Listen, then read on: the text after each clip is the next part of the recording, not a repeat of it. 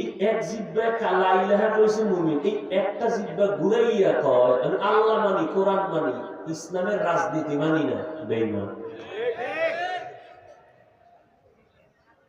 আল্লাহ মানে, কোরআন মানে, ইসলামের রাজনীতি মানে না।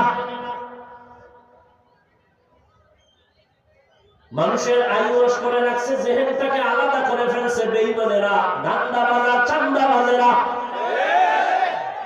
এরা এমন ভাবে আলাদা করছে, ধর্ম আলাদা, রাজনীতি আলাদা। বলে হুজুর ওয়াজ করবেন, রাজনীতি করবেন না। এই গান শুনতে শুনতে কান ধ্যান্দা হয়ে গেছে।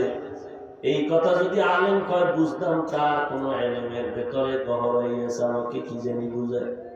কিন্তু যে আলিফ বাতা পড়তে পারে না, এরকম বেয়াদব যদি কোন আলেমকে ডিরেকশন দেয়, এর মতো বেয়াদব হতে পারে না। মেরা এজাজো করদন বেহিসাব, খলকে রাদাদন জওয়াবে বাসওয়াব, হক নদারত দোস্তে খলকা জারেরা, লিস্তে ই খসলত একে দিনদারেরা। আমার কলিজার যুবক, আল্লাহ মুহাব্বত দিয়ে জবাব দাও। আমার মায়ার নবী, আল্লাহ আমার নবীর কোরআন দিলেন, রহমতের নবী 23 বছর লাগাই একটা প্রেসক্রিপশন বানিয়ে দিলেন। কিয়ামত পর্যন্ত এই প্রেসক্রিপশন যারা ফলো করে চলবে, তারা দুনিয়ায় বাদশা, পরকালেও বাদশা। একটু বলো যুবক বাবারা, নবীর আদর্শের মধ্যে সব আছে, কোরআনে সব আছে, তবে একদিক থেকে কোরআন শরীফ দুর্বল। রাষ্ট্রের ব্যাপারে কোরআন শরীফ দুর্বল। বলো রাসূল কি রাষ্ট্র চালাইছেন? আবু বকর চালাইছেন, ওমর ওসমান আলী চালাইছেন, সুলাইমান নবী শুধু রাষ্ট্র না, গোটা দুনিয়াটা চালাইছেন। বাসুলাইমা দাদে মুলকো সরওয়ারি, শিদমাতি খাতে মশদে ওয়াপরি। ইউসুফ নবী মিশরের অর্থমন্ত্রী ছিলেননি? শনিদা কে বুদ মানন্দ দিদা তোরা দিদা ওয়া ইউসুফ শনিদা। ইউসুফ নবী মিশরের অর্থমন্ত্রী ছিলেন, এই ঘটনা কোরআনে নাই? সুলাইমান নবী গোটা দুনিয়া চালাইছেন, ঘটনা কোরআনে নাই? কেন বলো কোরআনে রাজনীতি নাই, ইসলামে রাজনীতি নেই? হ্যাঁ, তোমার অত ধান্দাবাজি, চান্দাবাজি ইসলামে নাই। মানুষ জবাই করার রাজনীতি, পচা, এগুলো ইসলামে নাই। বাড়ি বাড়ি ঘরে আগুন জ্বালায় দাও, এগুলো ইসলাম সমর্থন করে না। ইসলামে রাজনীতি কি আছে? মালিক যেই প্লেটে খাবে, গোলামও সে একই প্লেটে খাবে। ইসলামী রাজনীতিতে কি আছে? বলে কর্মচারী কাজ করবে, ঘাম ঝরার আগে বেতনটা দিয়ে দাও। আর ধান্দাবাজিতে কি আছে? কাম কইরা বেতনের জন্য রাস্তায় আন্দোলন কর, আর পুলিশের ভিডা খা। ঠিক নেই? এরে যুবক, কার পেছনে দৌড়াইয়া দাড়ি কাটছো? কি পাওয়ার আশা? 16 বছর তো কন্ডম দেয়নি, না পাইছো কি? জেলখানা। কন্ডম দেয়নি রে বাবা, কার পেছনে দৌড়ে দাঁড়িয়ে গেছো, নামাজ ছাড়ছো, কি পাওয়ার আশায়? অথচ তোমার কপাল বড় খারাপ। আর কোরআনওয়ালা, নবীর আদর্শওয়ালা কারো পেছনে দৌড়ায় নয়, যে কারণে তারা এখনো শান্তিতে আছেন, ভবিষ্যতেও থাকবেন। তারা আগেও যেমন, এখনো তেমন, সামনেও তেমন। এরা দুনিয়াতেও বাদশা, পরকালেও বাদশা। চেয়ারম্যানের চেয়ারের মেয়াদ শেষ। আমগো হুজুর গো চেয়ারের কোনো মেয়াদি নাই, এবার শেষ কিসের? কি জিন্দেগি মে বন্দগি তো করনা হে,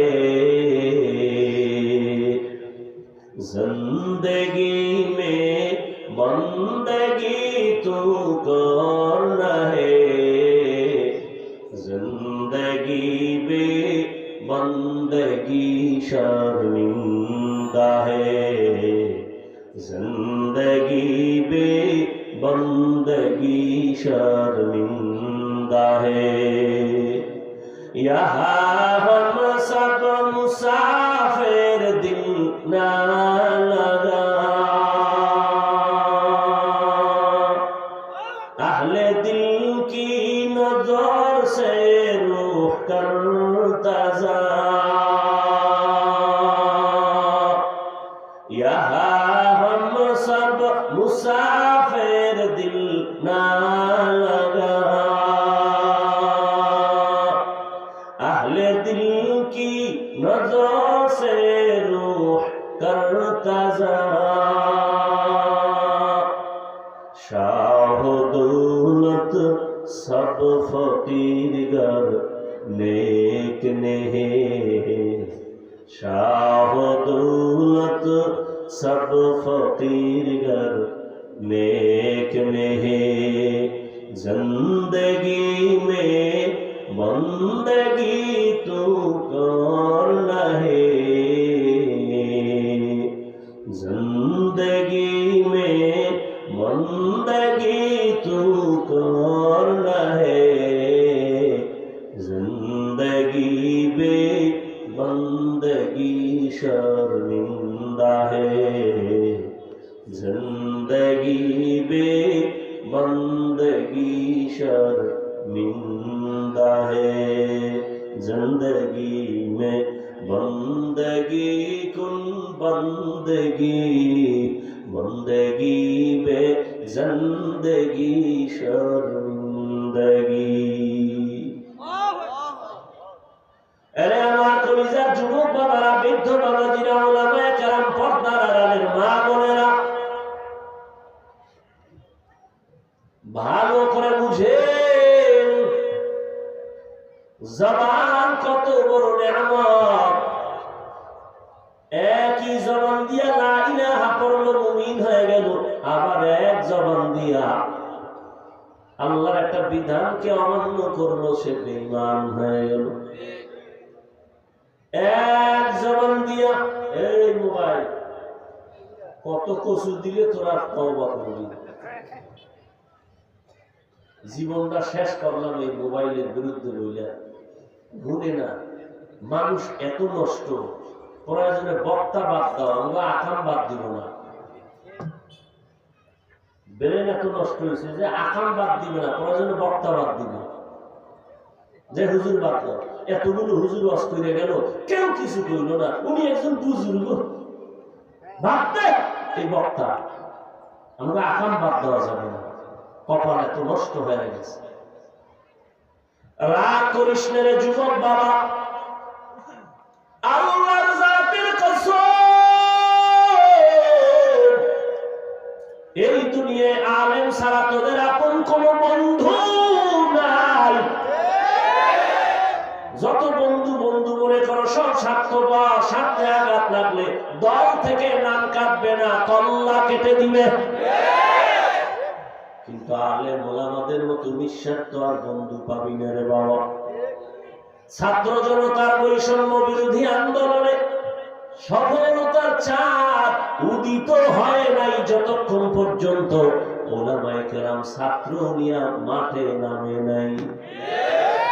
ক্ষমতা চায় না, ওলামায়ে কেরাম ক্ষমতার জন্য নামে না, জাতির কল্যাণে নেমেছে। যদি ক্ষমতা চাইতো আলেমরা বলতো উপদেষ্টারা নেই না যাও, আমরা দেশ চালাই, কেউ বলে না বল। কিন্তু রেড সিগন্যাল দিয়ে রাখছে, জুলুম যদি করো নতুন করে আবার আন্দোলন হবে।